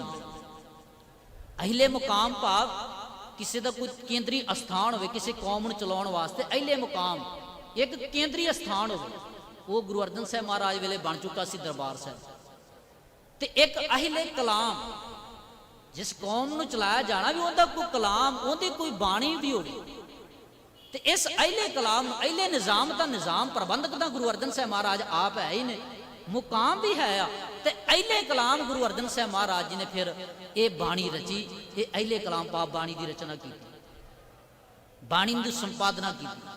ਆਪ ਵੀ ਜਿੱਥੇ ਬਾਣੀ ਰਚੀ ਉੱਥੇ ਹੋਰ ਮਹਾਂਪੁਰਖਾਂ ਦੀ, ਟੋਟਲ 34 ਮਹਾਂਪੁਰਖਾਂ ਦੀ ਬਾਣੀ ਨੂੰ ਗੁਰੂ ਅਰਜਨ ਸਾਹਿਬ ਮਹਾਰਾਜ ਜੀ ਨੇ ਸੰਪਾਦਿਤ ਕੀਤਾ। ਤੇ ਇਹ ਜੇ ਕਾਰਨ ਉਪਜੀ, ਇਹ ਜਿਹੜੇ ਬੋਲ ਆਇਆ ਵੀ ਇੱਕ ਦਿਵਸ ਪ੍ਰਭ ਪ੍ਰਾਤः ਕਾਲ, ਦਇਆ ਭਰੇ ਪ੍ਰਭ ਦੀਨ ਦਿਆਲ, ਜੇ ਮਨ ਉਪਜੀ ਪ੍ਰਗਟਿਓ ਜਗ ਪੰਥ, ਤੇ ਕਾਰਨ ਕੀਜੈ ਅਬ ਗ੍ਰੰਥ। ਵੀ ਹੁਣ ਗ੍ਰੰਥ ਬਣਾਉਣਾ ਜ਼ਰੂਰੀ, ਵੀ ਸਿੱਖੀ ਦਾ ਪ੍ਰਚਾਰ ਦੂਰ ਦੂਰ ਤੱਕ ਵੱਧ ਚੁੱਕਾ। ਤੇ ਅਗਲੇ ਬੋਲ ਨੇ ਸੂਰਜ ਪ੍ਰਕਾਸ਼ ਦੇ ਬੋਲ ਆ ਵੀ ਸ੍ਰੀ ਗੁਰ ਕੇਰ ਸਰੀਰ ਹੈ ਜੋ, ਸਭ ਕਾਲ ਸਮੇਂ ਸਭਨੈ ਦਰਸੈ। ਵੀ ਗੁਰੂ ਦਾ ਸਰੀਰ ਇੱਕ ਆ, ਤੇ ਜੇ ਗੁਰੂ ਅਰਜਨ ਸਾਹਿਬ ਮਹਾਰਾਜ ਮੰਨ ਲਓ ਪੰਜਾਬ ਦੀ ਧਰਤੀ ਤੇ ਨੇ, ਤੇ ਲਾਹੌਰ ਵਾਲੇ ਗੁਰੂ ਅਰਜਨ ਸਾਹਿਬ ਮਹਾਰਾਜ ਦੇ ਬਚਨਾਂ ਮਤਲਬ ਸਰੀਰ ਦੇ ਦਰਸ਼ਨ ਨਹੀਂ ਕਰ ਸਕਦੇ, ਉੱਥੇ ਗੁਰੂ ਦੇ ਬਚਨਾਂ ਨੂੰ ਸੁਣ ਨਹੀਂ ਸਕਦੇ। ਜੇ ਕਿਤੇ ਹੋਰ ਦੂਰ ਜਾਣਾ ਤੇ ਫਿਰ ਪੰਜਾਬ ਵਾਲੇ ਵਾਂਝੇ ਰਹਿ ਜਾਣੇ। ਮਤਲਬ ਦੂਰ ਦੂਰ ਤੱਕ ਗੱਲ ਹੈ ਵੀ ਇੱਕ ਥਾਂ ਤੇ ਇੱਕ ਗੁਰੂ ਵੱਲੋਂ ਵੱਖ-ਵੱਖ ਥਾਵਾਂ ਤੇ ਇੱਕੋ ਵੇਲੇ ਜਾਣਾ, ਇੱਕੋ ਵੇਲੇ ਦਰਸ਼ਨ ਹੋ ਜਾਣੇ ਗੁਰੂ ਦੇ, ਬੜਾ ਔਖਾ ਕੰਮ ਸੀ। ਤੇ ਸੂਰਜ ਪ੍ਰਕਾਸ਼ ਦੇ ਕਰਤਾ ਸੰਤੋਖ ਸਿੰਘ ਨੇ ਬੋਲ ਲਿਖਿਆ, ਭਾਈ ਸੰਤੋਖ ਸਿੰਘ ਨੇ, ਕਹਿੰਦੇ ਕਿ ਸ੍ਰੀ ਗੁਰ ਕੇਰ ਸਰੀਰ ਹੈ ਜੋ, ਸਭ ਕਾਲ ਸਮੇਂ ਸਭਨੈ ਦਰਸੈ ਹੈ। ਸਾਰੀਆਂ ਥਾਵਾਂ ਤੇ ਇੱਕੋ ਵੇਲੇ ਗੁਰੂ ਦਰਸ਼ਨ ਨਹੀਂ ਦੇ ਸਕਦਾ। ਗ੍ਰੰਥ ਰਿਦਾ ਗੁਰੂ ਕੋਏ ਜਾਨੋ, ਉਤਮ ਹੈ ਸਭ ਕਾਲ ਰਹੇ। ਕਹਿਣ ਲੱਗੇ ਗ੍ਰੰਥ ਰਿਦਾ ਗੁਰ ਕਾ ਜਾਨੋ, ਵੀ ਗੁਰੂ ਦਾ ਹਿਰਦਾ ਕੀ ਹੈ, ਇਹ ਗ੍ਰੰਥ ਹੈ। ਵੀ ਗ੍ਰੰਥ ਗੁਰੂ ਦਾ ਹਿਰਦਾ ਹੈ, ਗ੍ਰੰਥ ਜਿਹਦਾ ਗੁਰ ਕਾ ਇਹ ਜਾਨੋ ਉੱਤਮ ਹੈ, ਸਭ ਕਾਲ ਰਹਿ ਹੈ। ਕਹਿਣ ਲੱਗੇ ਇਹ ਉੱਤਮ ਹੈ ਤੇ ਇਹ ਸਾਰੀਆਂ ਥਾਵਾਂ ਤੇ ਦਰਸ਼ਨ ਦੇ ਸਕਦਾ। ਭਾਵ ਵੱਖ-ਵੱਖ ਥਾਵਾਂ ਤੇ ਜੇ ਸਿੱਖ ਕਹਿਣ ਵੀ, ਗੁਜਰਾਤ ਵਾਲੇ ਕਹਿਣ ਵੀ ਅਸੀਂ ਬਾਣੀ ਨਾਲ ਜੁੜਨਾ ਹੈ, ਤੇ ਉਹ ਪ੍ਰਕਾਸ਼ ਕਰਕੇ ਗੁਰੂ ਦਾ ਆਨੰਦ ਮਾਣ ਸਕਦੇ ਨੇ। ਜਿਸ ਤਰ੍ਹਾਂ ਅੱਜ ਹਰੇਕ ਪਿੰਡ ਵਿੱਚ ਗੁਰੂ ਗ੍ਰੰਥ ਸਾਹਿਬ ਦਾ ਸਰੂਪ ਹੈ, ਤੇ ਇੱਥੇ ਅਸੀਂ ਜਿਸ ਵੀ ਪਿੰਡ ਵਿੱਚ ਲੋੜ ਹੈ ਉੱਥੇ ਪ੍ਰਕਾਸ਼ ਕਰਕੇ ਅਸੀਂ ਬਾਣੀ ਦਾ ਲਾਹਾ ਪ੍ਰਾਪਤ ਕਰ ਸਕਦੇ ਹਾਂ। ਵੀ ਇਹ ਦੂਜਾ ਕਾਰਨ। ਤੀਜਾ ਜਿਹੜਾ ਕਾਰਨ, ਵੱਡਾ ਕਾਰਨ, ਉਹ ਸੀ ਵੀ ਮਿਹਰਵਾਨ ਪੁੱਤ ਪ੍ਰਿਥੀਏ ਦਾ, ਕੇਸਰ ਸਿੰਘ ਛਿੱਬਰ ਦਾ ਲਿਖਿਆ ਬੰਸਾਵਲੀ ਨਾਮਾ। ਉਹਨੇ ਕੇਸਰ ਸਿੰਘ ਛਿੱਬਰ ਨੇ ਬੋਲ ਲਿਖੇ। ਇਹ ਕੇਸਰ ਸਿੰਘ ਛਿੱਬਰ ਜਿਹੜਾ, ਇਹ ਛਿੱਬਰ ਘਰਾਣਾ ਭਾਈ ਮਤੀ ਦਾਸ ਤੇ ਭਾਈ ਸਦੀ ਦਾਸ ਦੇ ਅੱਗੇ ਘਰਾਣੇ ਦੇ ਵਿੱਚੋਂ ਆ। ਉਹਨੇ ਬੋਲ ਲਿਖੇ ਨੇ ਆਪਣੇ ਗ੍ਰੰਥ ਦੇ ਅੰਦਰ। ਕਹਿੰਦਾ ਕਿ ਮਿਹਰਵਾਨ ਪੁੱਤ ਪ੍ਰਿਥੀਏ ਦਾ ਕਵੀਸ਼ਰੀ ਕਰੇ। ਮਿਹਰਵਾਨ ਪੁੱਤਰ ਪ੍ਰਿਥੀ ਚੰਦ ਦਾ, ਪ੍ਰਿਥੀ ਚੰਦ ਗੁਰੂ ਅਰਜਨ ਸਾਹਿਬ ਮਹਾਰਾਜ ਜੀ ਦਾ ਭਰਾਤਾ ਹੈ, ਭਰਾ ਹੈ। ਮਿਹਰਵਾਨ ਪੁੱਤ ਪ੍ਰਿਥੀਏ ਦਾ ਕਵੀਸ਼ਰੀ ਕਰੇ, ਪਾਰਸੀ ਹਿੰਦਵੀ ਸੰਸਕ੍ਰਿਤ ਨਾਲੇ ਗੁਰਮੁਖੀ ਪੜ੍ਹੇ। ਕਹਿਣ ਲੱਗੇ ਉਹ ਪਾਰਸੀ ਹਿੰਦਵੀ ਸੰਸਕ੍ਰਿਤ ਨਾਲੇ ਗੁਰਮੁਖੀ ਪੜ੍ਹੇ, 4 ਭਾਸ਼ਾਵਾਂ ਦਾ ਮਤਲਬ ਗਿਆਤਾ ਹੈ, ਗਿਆਨੀ ਹੋ ਬੰਦਾ।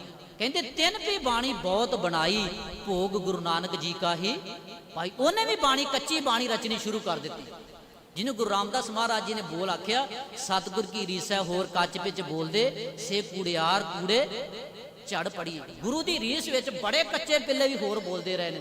ਕਈ ਪੰਕਤੀਆਂ ਨਾ ਅੱਜ ਵੀ ਸਾਡੀ ਜ਼ਬਾਨ ਤੇ ਰਟੀਆਂ ਹੋਈਆਂ, ਉਹ ਕੱਚੀ ਬਾਣੀ ਦੀਆਂ। ਆਮ ਸਾਡੇ ਵਿਆਹ ਦੇ ਕਾਰਡਾਂ ਵਿੱਚ ਨਾ ਕੁਝ ਪੰਕਤੀਆਂ ਲਿਖੀਆਂ ਹੁੰਦੀਆਂ, ਸਤਿਗੁਰ ਦਾਤੇ ਕਾਜ ਰਚਾਇਆ, ਆਪਣੀ ਮਿਹਰ ਕਰਾਈ, ਦਾਸਾਂ ਕਾਰਜ ਆਪ ਸਵਾਰੇ, ਇਹ ਉਸ ਦੀ ਵਡਿਆਈ। ਇਹ ਕੱਚੀ ਪੰਕਤੀਆਂ ਨੇ, ਇਹ ਕੱਚੀ ਬਾਣੀ ਦੀਆਂ ਪੰਕਤੀਆਂ ਨੇ, ਜਿਹਨੂੰ ਅਸੀਂ ਕਈ ਵਾਰੀ ਅੱਜ ਵੀ ਗੁਰਬਾਣੀ ਸਮਝ ਕੇ ਪੜ੍ਹ ਲੈਂਦੇ ਹਾਂ। ਕਈ ਬੋਲ ਸਾਡੇ ਉਦਾਂ ਹੀ ਪ੍ਰਚਲਿਤ ਹੋ ਜਾਂਦੇ ਵੀ ਉੱਠ ਫਰੀਦਾ ਸੁੱਤਿਆ ਝਾੜੂ ਦੇ ਮਸੀਤ, ਤੂੰ ਸੁੱਤਾ ਰੱਬ ਜਾਗਦਾ ਤੇਰੀ ਡਾਢੇ ਨਾਲ ਪ੍ਰੀਤ। ਇਦਾਂ ਦੇ ਬੋਲ ਬੜੇ ਨੇ ਕਿ ਜਿਹੜੇ ਅਸੀਂ ਬੋਲ ਜਾਂਦੇ ਹਾਂ, ਪਰ ਇਹ ਬਾਣੀ ਵਿੱਚ ਨਹੀਂ। ਇੱਕ ਪੰਕਤੀਆਂ ਤਾਂ ਇੰਨੀਆਂ ਮਸ਼ਹੂਰ ਹੋਈਆਂ, ਉਹ ਆਪ ਸੰਗਤ ਨੂੰ ਵੀ ਯਾਦ ਹੋਣਗੀਆਂ, ਆਪ ਸੰਗਤ ਨੂੰ ਤੇ ਸੰਗਤ ਨੂੰ ਵੀ ਕੀ, ਕਿਉਂਕਿ ਜਿਹੜੇ ਅਸੀਂ ਰੁਮਾਲੇ ਵੀ ਭੇਟਾ ਕਰਦੇ ਆ ਨਾ, ਤੇ ਰੁਮਾਲਾ ਬਣਾਉਣ ਵਾਲੇ ਨੇ ਉਹ ਪੰਕਤੀਆਂ ਰੁਮਾਲਿਆਂ ਦੇ ਉੱਪਰ ਵੀ ਲਿਖ ਦਿੱਤੀਆਂ ਹੁੰਦੀਆਂ ਬਹੁਤੀ ਵਾਰ। ਉਹ ਪੰਕਤੀਆਂ ਨੇ, ਨਾਮ ਖੁਮਾਰੀ ਨਾਨਕਾ ਚੜੀ ਰਹੇ ਦਿਨ ਰਾਤ। ਇਹ ਹੁਣ ਬਾਣੀ ਦੀਆਂ ਪੰਕਤੀਆਂ ਨਹੀਂ ਨੇ, ਇਹ ਉਹ ਰਲਾ ਪੈ ਰਿਹਾ ਸੀ ਜਿਸ ਬਾਬਤ ਗੁਰੂ ਅਰਜਨ ਸਾਹਿਬ ਮਹਾਰਾਜ ਜੀ ਨੇ ਸਾਨੂੰ ਸਹੀ ਖੁਰਾਕ, ਸਹੀ ਭੋਜਨ ਦੇਣ ਵਾਸਤੇ ਇਹ ਆਦਿ ਦੀ ਸੰਪਾਦਨਾ ਕੀਤੀ। ਇਹ ਕੱਚੀਆਂ ਪੰਕਤੀਆਂ ਸੀ ਜਿਹੜੀਆਂ ਉਚਾਰਨ ਕੀਤੀਆਂ ਜਾ ਰਹੀਆਂ ਸੀ। ਨਾਮ ਖੁਮਾਰੀ ਨਾਨਕਾ ਚੜੀ ਰਹਿ ਦਿਨ ਰਾਤ, ਇਹ ਬਾਣੀ ਵਿੱਚ ਪੰਕਤੀਆਂ ਨਹੀਂ ਨੇ, ਪਰ ਸਾਨੂੰ ਯਾਦ ਅੱਜ ਵੀ ਨੇ। ਇਹ ਬਾਹਰਲੀਆਂ ਪੰਕਤੀਆਂ ਸੀ। ਗੁਰੂ ਅਰਜਨ ਸਾਹਿਬ ਮਹਾਰਾਜ ਜੀ ਨੇ ਜਦੋਂ ਮਿਹਰਵਾਨ ਪੁੱਤ ਪ੍ਰਿਥੀਏ ਦਾ ਕਵੀਸ਼ਰੀ ਕਰੇ, ਪਾਰਸੀ ਹਿੰਦਵੀ ਸੰਸਕ੍ਰਿਤ ਨਾਲੇ ਗੁਰਮੁਖੀ ਪੜ੍ਹੇ, 3 ਵੀ ਬਾਣੀ ਬਹੁਤ ਬਣਾਈ। ਪ੍ਰਿਥੀ ਚੰਦ ਦਾ ਪੁੱਤਰ ਮਿਹਰਵਾਨ ਵੀ ਬਾਣੀ ਬਹੁਤ ਬਣਾ ਰਿਹਾ, ਭੋਗ ਗੁਰੂ ਨਾਨਕ ਜੀ ਕਾ ਹੀ ਪਾਈ। ਤੇ ਨਾਨਕ ਨਾਮ ਵਰਤ ਕੇ ਉਹਨੇ ਭੋਗ ਪਾਇਆ ਪੰਕਤੀਆਂ ਦਾ। ਗੁਰੂ ਨਾਨਕ ਸਾਹਿਬ ਮਹਾਰਾਜ ਜੀ ਦਾ ਨਾਮ ਵਰਤ ਕੇ, ਉਹਨਾਂ ਨੂੰ ਪਤਾ ਵੀ ਗੁਰੂ ਨਾਨਕ ਸਾਹਿਬ ਮਹਾਰਾਜ ਦੇ ਨਾਮ ਹੇਠ ਬਾਣੀ ਚੱਲਦੀ, ਤੇ ਉਹਨਾਂ ਨੇ ਵੀ ਨਾਨਕ ਨਾਮ ਵਰਤ ਕੇ ਬਾਣੀ ਲਿਖਣੀ ਸ਼ੁਰੂ ਕਰ ਦਿੱਤੀ।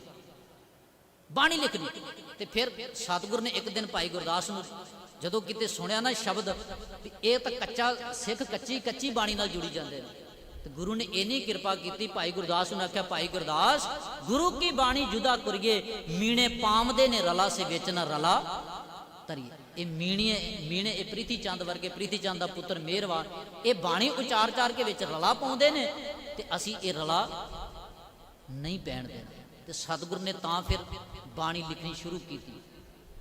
ਬਾਣੀ ਲਿਖਣੀ, ਹਾਲਾਂਕਿ ਪਹਿਲਾਂ ਵੀ ਵੱਖੋ ਵੱਖਰੀਆਂ ਪੋਥੀਆਂ ਵਿੱਚ ਬਾਣੀ ਸੀ, ਕਿਉਂਕਿ ਗੁਰੂ ਨਾਨਕ ਸਾਹਿਬ ਮਹਾਰਾਜ ਜੀ ਦੇ ਕੋਲ ਵੀ ਪੋਥੀ ਸੀ, ਜਿਸ ਦਾ ਜ਼ਿਕਰ ਭਾਈ ਗੁਰਦਾਸ ਨੇ ਕੀਤਾ ਹੈ। ਆਸਾ ਹੱਥ ਕਿਤਾਬ ਕੱਛ ਪੂੰਜਾ ਬਾਂਗ ਮੁਸੱਲਾ ਤਾਰੀ। ਜਾਂ ਜਦੋਂ ਗੁਰੂ ਨਾਨਕ ਸਾਹਿਬ ਮਹਾਰਾਜ ਮੱਕੇ ਦੀ ਧਰਤੀ ਤੇ ਪਹੁੰਚਦੇ ਨੇ, ਪੁੱਛਣ ਫੋਲ ਕਿਤਾਬ ਨੂੰ, ਹਿੰਦੂ ਵੱਡਾ ਕੇ ਮੁਸਲਮਾਨ ਹੋਈ, ਬਾਬਾ ਆਖੇ ਹਾਜੀਆਂ ਸ਼ੁਭ ਅਮਲਾਂ ਬਾਝੋਂ ਦੋਨੋਂ ਰੇ। ਬਾਬੇ ਨੂੰ ਕਹਿੰਦੇ, ਬਾਬਾ ਆਪਣੀ ਕਿਤਾਬ, ਆਪਣੇ ਗ੍ਰੰਥ ਨੂੰ ਫਰੋਲ ਕੇ ਦੱਸ ਵੀ ਵੱਡਾ ਕੌਣ ਹੈ। ਇਹਦਾ ਮਤਲਬ ਗੁਰੂ ਨਾਨਕ ਸਾਹਿਬ ਮਹਾਰਾਜ ਦੇ ਕੋਲ ਪੋਥੀ ਸੀ, ਜਿਹੜੀ ਬਾਣੀ ਉਚਾਰਦੇ ਨੇ ਸਤਿਗੁਰੂ ਆਪ ਲਿਖੀ ਜਾਂਦੇ ਨੇ, ਔਰ ਨਾਲ ਨਾਲ ਸਤਿਗੁਰੂ ਜੀ 15 ਮਹਾਂਪੁਰਖਾਂ ਦੇ ਕੋਲ, 15 ਭਗਤਾਂ ਦੇ ਕੋਲ ਗਏ ਨੇ, ਉਹਨਾਂ 15 ਭਗਤਾਂ ਦੀ ਬਾਣੀ ਲੈ ਕੇ ਆਏ ਨੇ, ਉਸ ਨੂੰ ਗੁਰੂ ਗ੍ਰੰਥ ਸਾਹਿਬ ਵਿੱਚ ਦਰਜ ਕੀਤਾ ਹੈ। ਆਦਿ ਬੀੜ ਵਿੱਚ ਉਹ ਬਾਣੀ ਲਿਖਵਾਈ ਹੈ। ਉੱਥੇ ਭਾਵੇਂ ਭਗਤ ਸੂਰਦਾਸ ਦੀ ਇੱਕ ਪੰਕਤੀ, उस एक पंक्ति नूं भी गुरु ग्रंथ साहिब विच बकायदा स्थान दिता गया। एक पंक्ति भगत सूरदास दी, छाड़ मन हर बेमुखण को संग। जदों तुसीं गिनती पढ़ोगे ना उत्थे जो एक बड़ा वड्डा जिहड़ा काम गुरु अर्जन साहिब महाराज ने कीता। मेरे को समा नहीं कि मैं बहुता डंगाई विच जावां, पर सानू पढ़न दा शौक होवे। असीं तां अजे बाणी नहीं पढ़दे, पर बाणी विचलियां जिहड़ियां होर तरतीबां ने जो सतगुर ने वरतियां ने वो बड़ियां बा कमाल ने।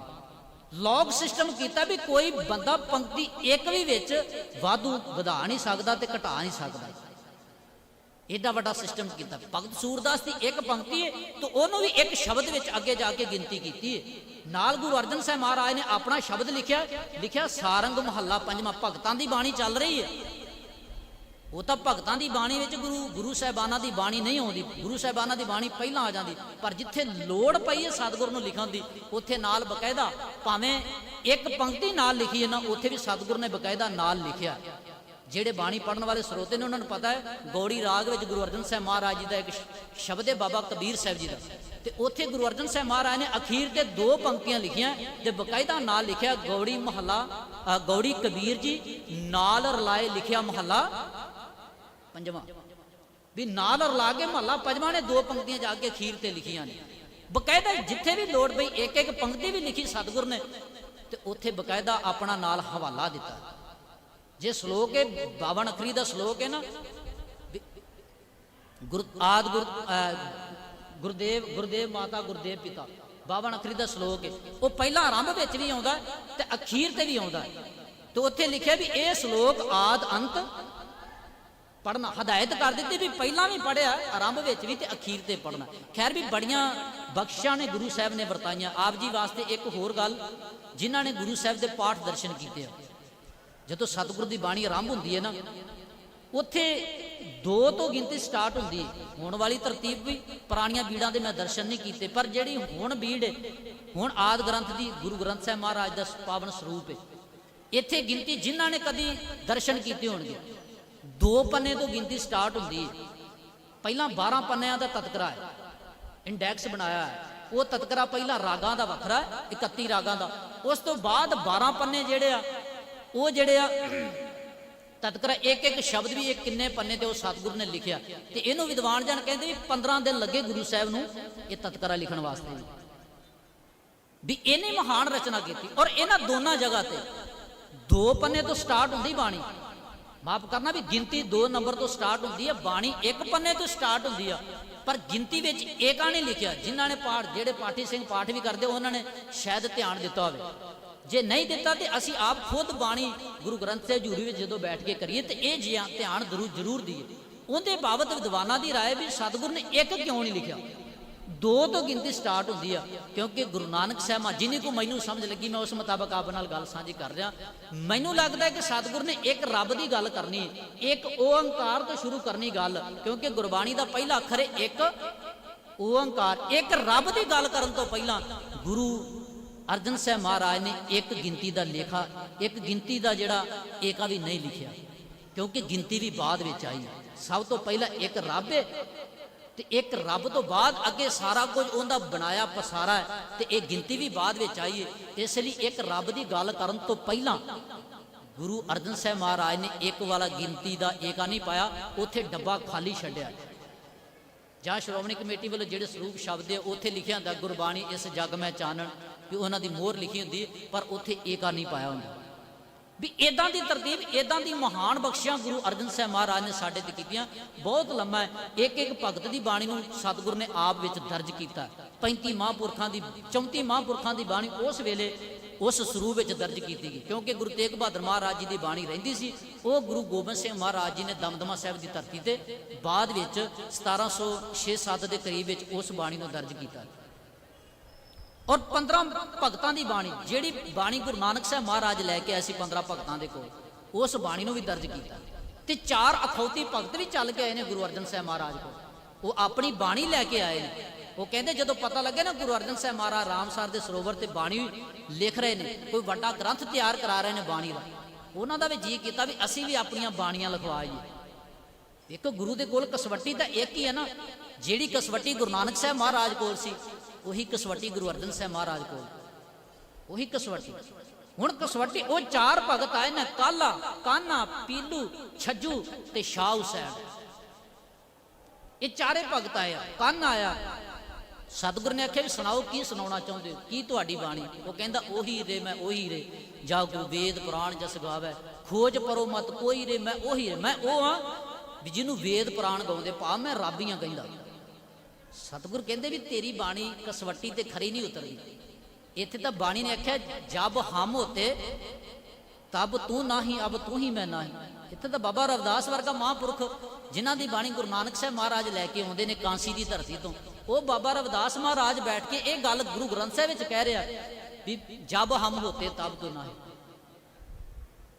ਤੇਰੀ ਬਾਣੀ ਵਿੱਚ ਤਾਂ ਮੈਂ ਦੀ ਹਉਮੈ ਦੀ ਖੁਸ਼ਬੂ ਆਉਂਦੀ, ਦਰਜ ਨਹੀਂ ਕੀਤੀ। ਪੀਲੂ ਆਇਆ, ਉਹ ਕਹਿੰਦਾ ਅਸਾਂ ਨਾਲ ਉਹੀ ਚੰਗੇ ਜੰਮਦਿਆਂ ਮਰ ਗਏ। ਸਾਡੇ ਨਾਲ ਉਹ ਚੰਗੇ ਜਿਹੜੇ ਜੰਮਦਿਆਂ ਮਰ ਗਏ, ਚਿੱਕੜ ਪੈਰ ਨਾਲ ਡੋਬਿਆ ਨਾ ਆਲੂਤ ਪਏ। ਵੀ ਉਹ ਚਿੱਕੜ ਵਿੱਚ ਇਸ ਸੰਸਾਰ ਦੀ ਕਹਿਣ ਲੱਗੇ ਵਿਕਾਰਾਂ ਦੀ ਗੰਦਗੀ ਵਿੱਚ, ਪਰਿਵਾਰ ਦੇ ਚਿੱਕੜ ਵਿੱਚ ਫਸੇ ਨਹੀਂ। ਗੁਰੂ ਕਹਿੰਦੀ ਇੰਨੀ ਨਿਰਾਸ਼ਤਾ ਹੈ ਤੇਰੇ ਜੀਵਨ ਵਿੱਚ, ਇਸ ਜੀਵਨ ਨੂੰ ਜਿਹਨੂੰ ਤੂੰ ਨਿਰਾਸ਼ਾਵਾਦੀ ਕਹਿ ਰਿਹਾ ਵੀ ਸਾਡੇ ਨਾਲ ਉਹ ਚੰਗੇ ਨੇ ਜਿਹੜੇ ਜੰਮਦੇ ਮਰ ਗਏ ਨੇ, ਉਹ ਨਹੀਂ ਭਲਿਆ। ਇੱਥੇ ਤਾਂ ਕਹਿਣ ਲੱਗੇ ਵੀ ਸਤਿਗੁਰ ਦੀ ਬਾਣੀ ਦੇ ਬਚਨ ਨੇ, ਭਲਿਆ ਭਾਈ ਪ੍ਰਾਪਤ ਮਾਨੁਖ ਦੇ ਹੁਰੀਆ ਗੋਬਿੰਦ ਮਿਲਣ ਕੀ। ਇਹ ਤਾਂ ਦੇ ਮਨੁੱਖਾ ਦੇ ਮਿਲੀ ਰੱਬ ਨੂੰ ਮਿਲਦੀ। ਹੁਣ ਤੀਸਰਾ ਭਗਤ ਆਇਆ ਛੱਜੂ।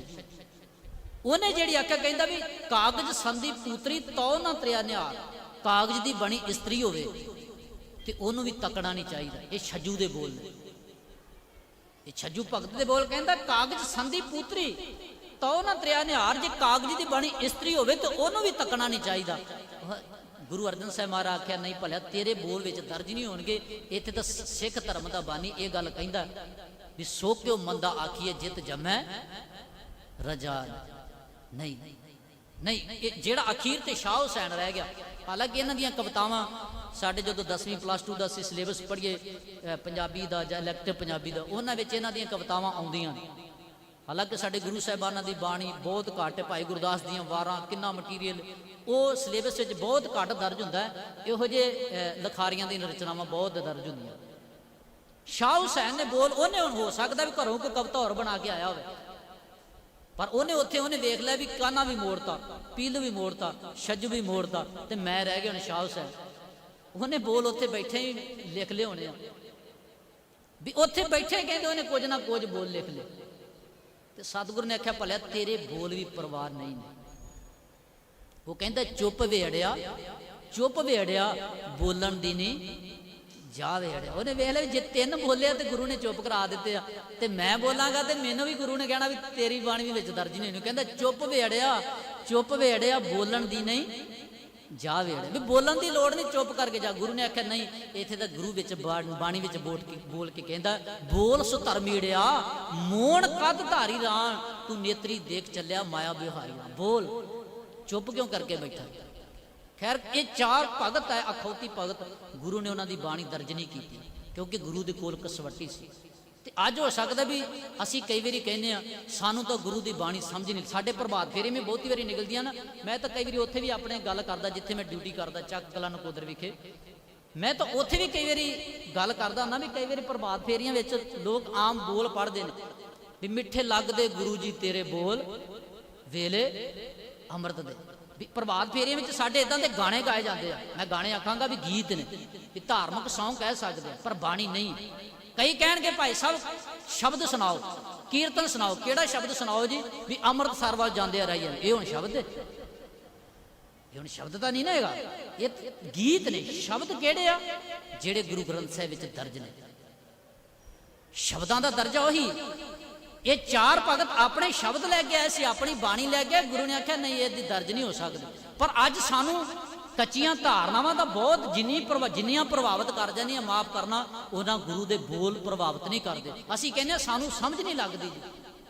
ਤੇ ਮੈਂ ਗੱਲ ਕਰਦਾ ਵੀ ਜਦੋਂ ਪੜ੍ਹੇ ਜਾਂਦੇ ਵੀ ਮਿੱਠੇ ਲੱਗਦੇ ਗੁਰੂ ਜੀ ਤੇਰੇ ਬੋਲ ਵੇਲੇ ਅੰਮ੍ਰਿਤ ਦੇ, ਕੀ ਉਹ ਇਹ ਆਖਿਆ ਜਾ ਰਿਹਾ ਵੀ ਤੇਰੇ ਬਚਨ ਮਿੱਠੇ ਲੱਗਦੇ ਆ? ਕੀ ਗੁਰੂ ਦੇ ਬਚਨ ਪੜ੍ਹੇ ਵੀ ਜਾ ਰਹੇ ਹੁੰਦੇ? ਗੁਰੂ ਦੇ ਬਚਨ ਤਾਂ ਨਹੀਂ, ਉਹ ਤਾਂ ਕਿਸੇ ਸਿੰਗਰ ਦਾ ਗਾਇਆ ਗਾਣਾ ਅਸੀਂ ਗਾ ਰਹੇ ਹੁੰਦੇ ਆ। ਢੋਲਕੀਆਂ ਚਿਮਟਿਆਂ ਦੇ ਨਾਲ ਕਿਸੇ ਸਿੰਗਰ ਦਾ ਗਾਣਾ ਗਾ ਰਹੇ ਨੇ ਵੀ ਮਿੱਠੇ ਲੱਗਦੇ ਗੁਰੂ ਜੀ। ਗੁਰੂ ਦੇ ਬੋਲ ਤਾਂ ਆ ਸੀ, ਬਾਣੀ ਸੀ। ਬਾਣੀ ਦੀ ਧਾਰਨਾ ਵੀ ਪੜ੍ਹੀ ਜਾ ਸਕਦੀ ਸੀ, ਬਾਣੀ ਦੀ ਟੇਕ ਲੈ ਕੇ ਵੀ ਬਾਣੀ ਗੁਰੂ ਗੁਰੂ ਗੁਰੂ ਹੈ ਬਾਣੀ ਵਿੱਚ ਬਾਣੀ ਅੰਮ੍ਰਿਤ, ਇਦਾਂ ਦੀਆਂ ਟੇਕਾਂ ਲੈ ਕੇ ਵੀ ਬਾਣੀ ਨੂੰ ਗਾਇਆ ਜਾ ਸਕਦਾ ਸੀ।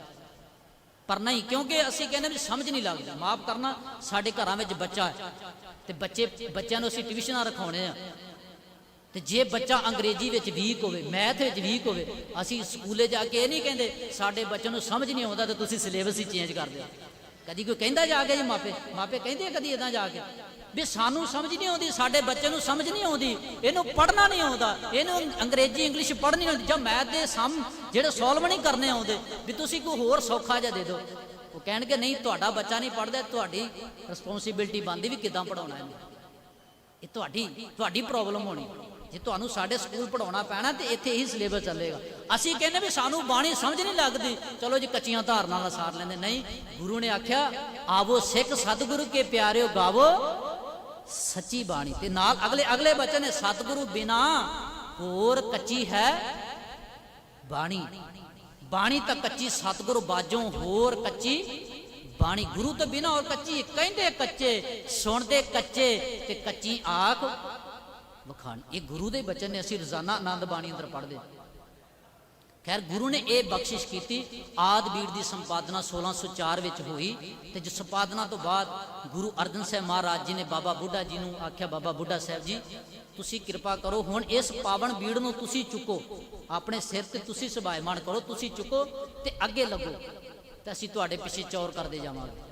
ਰਾਮਸਰ ਦੇ ਸਰੋਵਰ ਤੋਂ, ਜਿੱਥੇ ਬਾਬਾ ਦੀਪ ਸਿੰਘ ਦਾ ਸਥਾਨ ਬਣਿਆ, ਕਦੀ ਉਹਨਾਂ ਥਾਵਾਂ ਤੇ ਅਸੀਂ ਜਦੋਂ ਜਾਈਏ ਨਾ, ਕਦੀ ਦਰਸ਼ਨ ਕਰਕੇ ਵੀ ਆਈਏ। ਸਾਡਾ ਤਾਂ ਹੁੰਦਾ ਵੀ ਅਸੀਂ ਉੱਥੇ ਜਲ ਵਾਲੀ ਬੋਤਲ ਤਾਂ ਲੈ ਆਣੇ ਆ, ਕਦੀ ਕੋਈ ਬਾਣੀ ਦੀ ਪੋਥੀ, ਕੋਈ ਲਿਟਰੇਚਰ, ਇਦਾਂ ਦੀ ਇਤਿਹਾਸ ਵਾਲੀ ਕਿਤਾਬ ਕਦੀ ਨਹੀਂ ਲੈ ਕੇ ਆਉਂਦੇ। ਨਾ ਹੀ ਉੱਥੇ ਅਸੀਂ ਇੰਨਾ ਕਸ਼ਟ ਕਰਦੇ, ਜਿਹੜਾ ਉੱਥੇ ਇਤਿਹਾਸ ਲਿਖਿਆ ਹੁੰਦਾ ਨਾ ਵੱਡਾ ਬੋਰਡ ਬਣਾ ਕੇ, ਅਸੀਂ ਸਮਝਦੇ ਵੀ ਸ਼ਾਇਦ ਵਾਧੂ ਹੀ ਲਿਖਿਆ। ਜੇ ਗੁਰੂ ਗ੍ਰੰਥ ਸਾਹਿਬ ਨੂੰ ਮੱਥਾ ਟੇਕਣ ਹੀ ਜਾਣਾ ਸੀ ਤਾਂ ਉਹ ਤਾਂ ਮੱਥਾ ਸੀ ਇੱਥੇ ਵੀ ਗੁਰਦੁਆਰਿਆਂ 'ਚ ਉਹੀ ਗੁਰੂ ਗ੍ਰੰਥ ਸਾਹਿਬ ਨੂੰ ਟੇਕਦੇ, ਉਹੀ ਗੁਰੂ ਗ੍ਰੰਥ ਸਾਹਿਬ ਨੂੰ ਟੇਕਦੇ।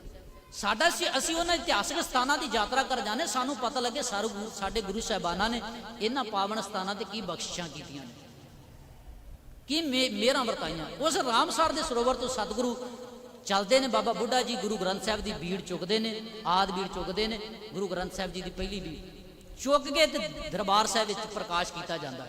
ਬਾਬਾ ਬੁੱਢਾ ਜੀ ਨੂੰ ਗੁਰੂ ਅਰਜਨ ਸਾਹਿਬ ਕਹਿੰਦੇ, ਬਾਬਾ ਜੀ ਇਹ ਬਖਸ਼ਿਸ਼, ਇਹ ਸੇਵਾ ਤੁਸੀਂ ਨਿਭਾਉਣੀ। तो इत्थे बोल आखे जी, बुढ़ा साहब खोलो ग्रंथ, लिहो आवाज सुने सब, पंथ अदब संग तब ग्रंथ जो खेला, लियो आवाज। बुढ़ा मुख बोला, की बोलिया बुढ़ा, बाबा बुढ़ा की बोलिया। 98 साल का बाबा बुढ़ा है जो गुरु ग्रंथ साहब जी का प्रकाश कर रहे हैं। 98 साल, कितनी वड्डी उम्र है, 98 साल। ते बाबा बुढ़ा जी की बोले, सूही महला पंजवा, संतां के कारज आप खलोया, हर काम करावन आया राम। ये बोल उच्चारण किए। खैर मैं समाप्ति वाले पास आवा।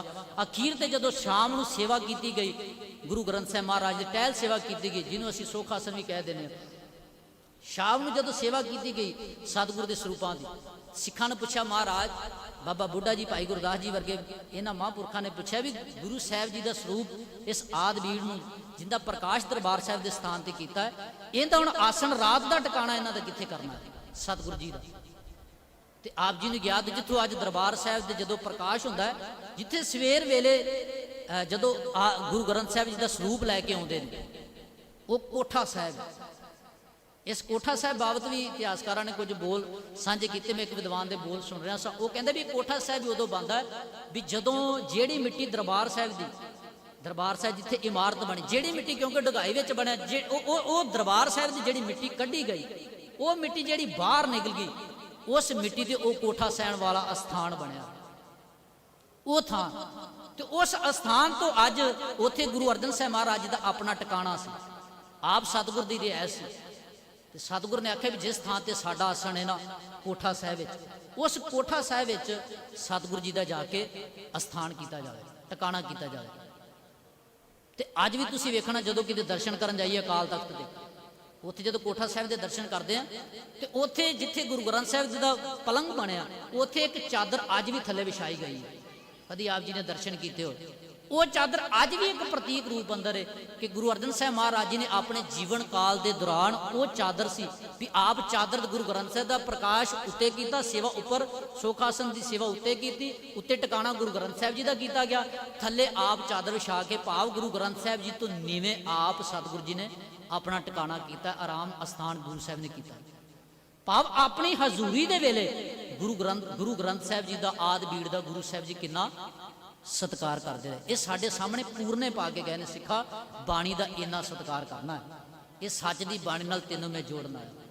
ਖੈਰ ਗੁਰੂ ਨੇ ਬਖਸ਼ਿਸ਼ ਕੀਤੀ ਸਾਨੂੰ ਸੱਚ ਦੀ ਬਾਣੀ ਦੇ ਨਾਲ ਜੋੜ ਕੇ, ਕੱਚੀ ਬਾਣੀ ਤੋਂ ਦੂਰ ਕਰਕੇ ਸਾਨੂੰ ਸੱਚ ਦੇ ਨਾਲ ਲੜਨਾ ਲਾਇਆ। ਗੁਰੂ ਸਾਹਿਬ ਮਿਹਰ ਕਰਨ। ਔਰ ਉਸੇ ਗੱਲ ਨੂੰ ਗੁਰੂ ਗੋਬਿੰਦ ਸਿੰਘ ਮਹਾਰਾਜ ਜੀ ਨੇ 1708 ਵਿੱਚ, ਅਕਤੂਬਰ 1708 ਵਿੱਚ ਗੁਰੂ ਗ੍ਰੰਥ ਸਾਹਿਬ ਅੱਗੇ ਸਿਰ ਝੁਕਾ ਕੇ, ਵਿੱਚ ਬਾਣੀ ਗੁਰੂ ਤੇਗ ਬਹਾਦਰ ਸਾਹਿਬ ਜੀ ਨੇ ਦਰਜ ਕਰਕੇ ਗੁਰੂ ਗ੍ਰੰਥ ਸਾਹਿਬ ਅੱਗੇ ਸਿਰ ਝੁਕਾ ਕੇ ਇਹ ਸਾਨੂੰ ਬੋਲ ਕਹਿ ਦਿੱਤੇ, ਆਗਿਆ ਪਾਈ ਅਕਾਲ ਕੀ ਤਬੀ ਚਲਾਇਓ ਪੰਥ, ਸਭ ਸਿੱਖਣ ਕੋ ਹੁਕਮ ਹੈ ਗੁਰੂ ਮਾਨਿਓ ਗ੍ਰੰਥ। ਜਿਹੜਾ ਮੈਂ ਸ਼ਬਦ ਪੌੜੀ ਸਾਂਝੀ ਕਰ ਰਿਹਾ ਸੀ, ਆਵੋ ਸਿੱਖ ਸਤਿਗੁਰ ਕੇ ਪਿਆਰੋ ਗਾਵੋ ਸੱਚੀ ਬਾਣੀ, ਬਾਣੀ ਤਾਂ ਗਾਵੋ ਗੁਰੂ ਕੇਰੀ, ਬਾਣੀਆਂ ਸਿਰ ਬਾਣੀ ਜਿਨ ਕੋ ਨਦਰ ਕਰਮ ਹੋਵੇ ਹਿਰਦੈ ਤਿਨਾ ਸਮਾਣੀ।